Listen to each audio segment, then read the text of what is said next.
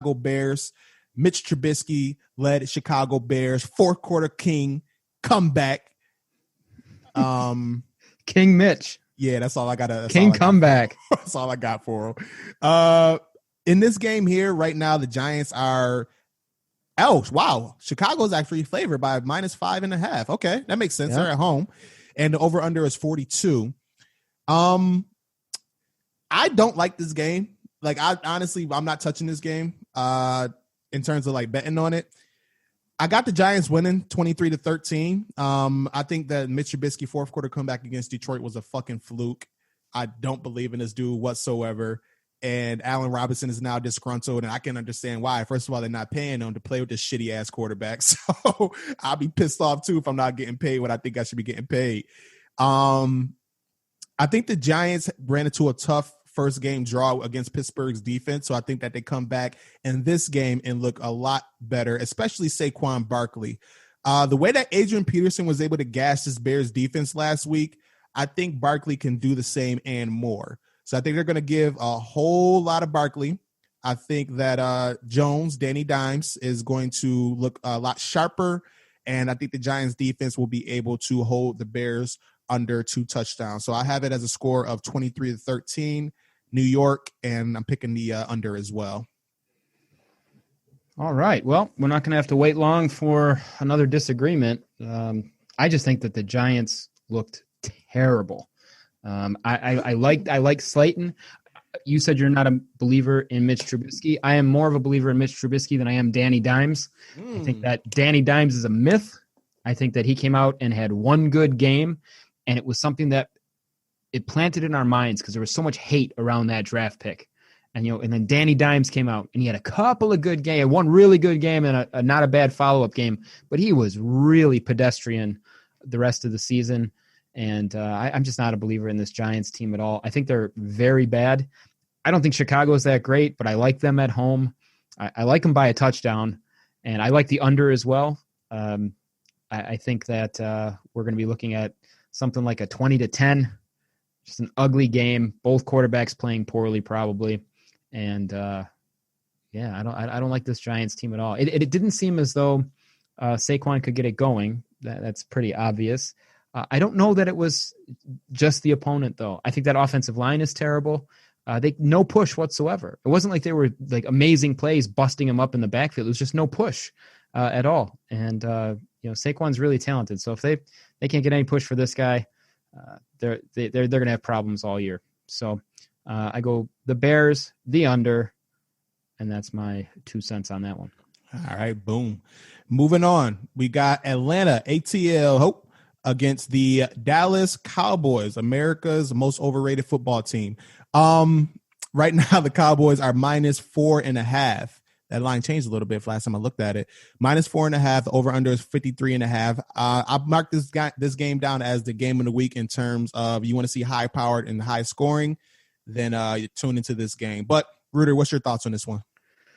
Yeah, no, I'm actually with you. I could see this being one of those ridiculous shootout type games because I am not a believer in either defense. Matt Ryan showed that he can still sling the ball around. He's got 2 really good receivers there with Julio Jones and Calvin Ridley, and I think that he's going to do more of the same on a very porous Dallas Cowboys defense. Mike McCarthy came out. I feel like he just kind of Jason Garretted them into another loss last week. Running the ball while there's 40 seconds left in the game on the final drive, trying to come back down to win the game.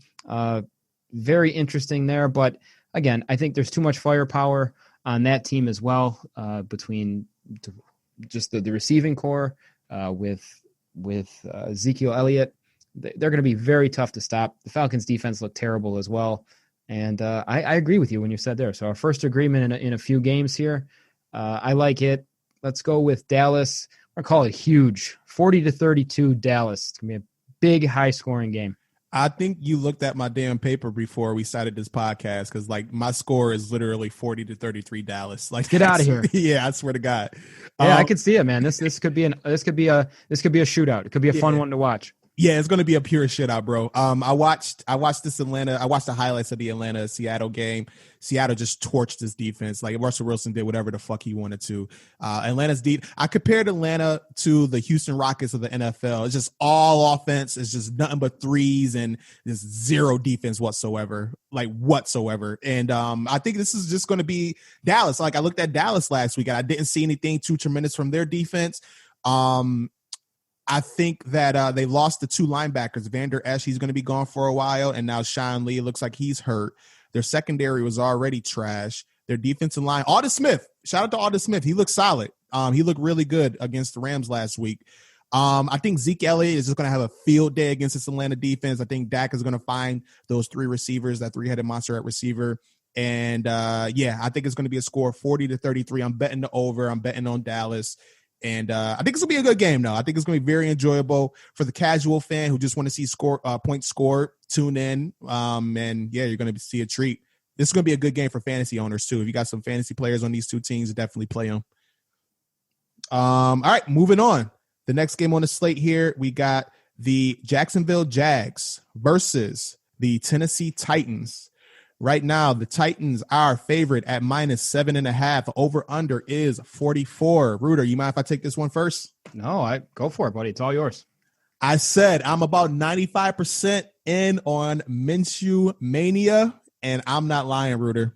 I like this kid, man. I really do.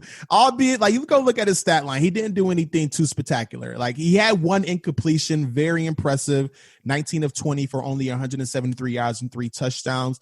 Very conservative play calling by the Jaguars offense. But he didn't make a mistake. You know, as a young QB, you don't make mistakes. That's very, very keen for me. I grew up watching Kyle Bowler, and that's just resonates with me. The running game, James Robinson, like, where the fuck did this dude come from, man? He was making some highlight plays out there. Like, that hurdle that he had was beautiful. I like Laviska Shenault. I like DJ Shark on that team.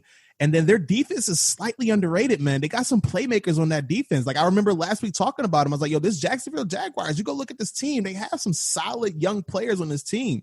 CJ Henderson, their first round pick, had an interception. Miles Jack had 11 tackles and a sack last week. He looked really solid. And I really didn't see anything too impressive about Tennessee. Like, albeit the damn quarterback, Ryan Tannehill, he looked solid. Derrick Henry ran the ball over 100 yards on 30 carries. They're going to be without A.J. Brown.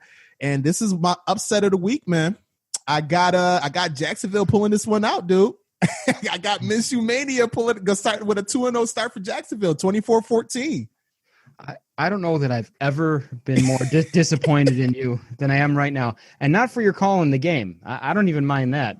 I just am disappointed that you had to talk about, inaccurate passers in a Ravens uniform, and you went back to Kyle Bowler, and there was not one Elvis Gerbach sighting in there at all in your whole conversation. And that just hurts. That hurts that there was no Elvis in there at all. But technically, I really didn't pay attention to Elvis during that era. Like, I started really becoming acclimated to football around 2003. That's when Kyle Bowler was our okay. So maybe I'm dating myself there with Elvis Gerbach, but he was trash too, though.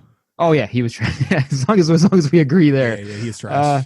Hey, buddy, I like your assessment. You're talking about not making mistakes. How about 19 for 20 passing? That's pretty good, huh, for a young guy? I wouldn't be surprised if I saw him out there, no helmet and in jorts, and just out there just slinging the rock around. You nailed it. They've got a bunch of nice receivers there. I'm not as afraid of Tennessee as a lot of people are either. I really like Derrick Henry. A.J. Brown is out this week for Tennessee, so that's gonna impact their offense. Corey Davis had a nice game last week, but without A.J. Brown freeing up the other side of the field, I'm very interested to see how he does. And I'm with you. I like the Jags getting 7.5. I don't know that they win the game on the road, but I think that this could be.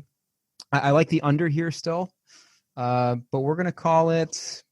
Let's see. Let's call it with the Tennessee win. So we're gonna go 24-20 Tennessee. But they're not going to cover the spread. And I do like this Jacksonville team. I just don't know that they're going to get that kind of a performance out of Mr. Minshew every single week. And I'll tell you what, they needed every bit of that 19 out of 20 to beat the Colts last week. So I think if he doesn't perform up to that standard, that the Jags lose this game, and I think that's what's going to happen. Minshew mania, baby. If he wins this game, I'm 100% in, Rueter. I'm just saying it right now for the record. Hey, if he comes out and plays really well again, he showed flashes of it last year. He absolutely did. So, hey, if he continues 2 games in a row in the NFL playing that kind of football, I don't blame you. Boom. All right. And then next game on the slate here, we got LA Rams. So maybe let me clarify that versus the Philadelphia Eagles. This right here, the Eagles right now are -1. So this is basically a pick 'em. And the over under is 45.5. Go ahead, Rueter. What you thinking? Sure, buddy. I think that here, this is one of those games that if I was picking this game last week, I would have had very different thoughts. I would have thought for sure the Rams were on the downward trend and the Eagles were going to be really good this year, led by Carson Wentz. And I'll tell you what, I was proven completely wrong there. These are 2 of the most surprising teams in a good way and in a bad way last week for me. I was very shocked that the Eagles managed to lose to the football team out there in DC, and I was very surprised, to be honest, that the Rams came out there and really stifled that Cowboys offense. I think this Rams team is a lot better than I gave them credit for. I think that this is going to be a low-scoring game in the same vein as that Rams-Cowboys game, because I think both defenses are pretty decent, and I think we're going to be looking at a Rams victory here on the road. I like this Rams team. They've got a couple of great receivers. They play solid defense. Aaron Donald is still an absolute monster, and we're going with the under, and we're calling it 20-17 LA. Okay. I agree with you. Watching what happened to Carson Wentz against the Washington football team, I mean, is he going to play in this game? Like, the man was just killed. Like, they had 8 sacks. Like that Washington football team front 7 was dominant, to say the least. Did you see what Aaron Donald did to that Dallas offensive line last week?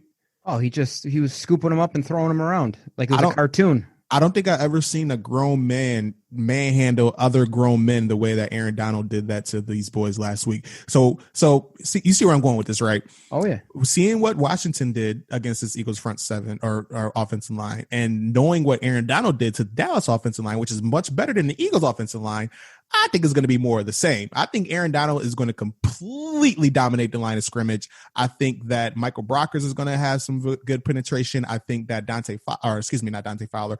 Floyd and also their other pass rushers are going to have a field day against this Eagle offensive line, because it is not good. Like, this is bad. Carson Wentz is going to get hurt. Drafting Jalen Hurts was an excellent idea, especially from what I seen from last week. And I got Dallas winning this game, I got LA winning this game. I think it's going to be low scoring as well. I got it to score 17-14 LA, field goal victory. And I just think Aaron Donald's just going to have like a fucking 2.5, 3 sack, fucking 4 tackles for a loss type of game. He's just going to completely wreak havoc on this offensive line, bro. This Eagles offensive line is not good at all. I feel bad for him. I feel bad for Wentz. All right. All right, moving forward. Speaking of the Washington football team, they are playing the Arizona Cardinals. And this game right now is Arizona -7 at home. Over under is 46.5.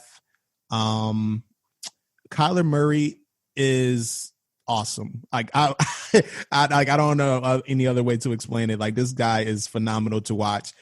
They gave him the ultimate weapon in DeAndre Hopkins, and right off the bat, 14 catches, over 100 yards receiving. Should have had a touchdown, by the way. And just like, I like this offense. Cliff Kingsbury, he looks like he has a thing going with them. Larry Fitzgerald, and the defense was surprisingly decent last week as well, albeit against the 49ers offense. So again, Jimmy G, not too impressive. I like Arizona in this game personally. I think that they can go out and score some points against this Washington team, although Washington's front 7, I think, can give Kyler a little bit of trouble. I think he can use his athleticism to escape the pocket, make some plays. And I got at a score of 24-20, just under the over-under. But Arizona 24-20. Yeah, no, I think you're right there. I think Arizona gives it to them. I think it's going to be an under, only because I don't think that Washington's going to put up many points. Chandler Chandler Jones and that Cardinals defense looked really good. That was an understated thing from that game. A lot of people were talking about Kyler Murray as well. They should be. Obviously, DeAndre Hopkins' big performance was a huge plus for them. But that defense looked really good, too. They kind of had that San Francisco offense, which could be pretty potent. Please keep in mind that 20 points that the 49ers put up, that was after a 75-yard fluky touchdown was given up where Mostert got free